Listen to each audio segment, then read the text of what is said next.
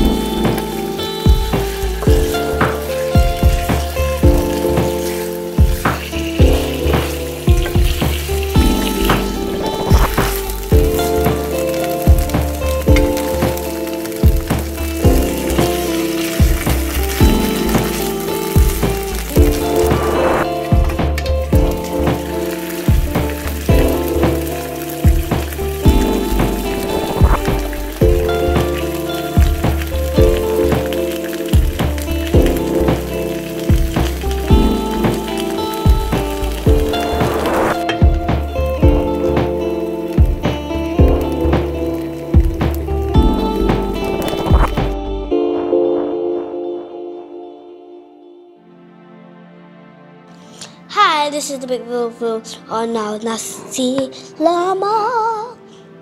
This is the rice, cucumber, hard-boiled egg, ikan bilis, chicken rendang, and lastly, sambal. I really love how ikan bilis tastes like. Salty, it's crunchy. Wait. And it doesn't taste like fish at all. Please like and subscribe. Bye.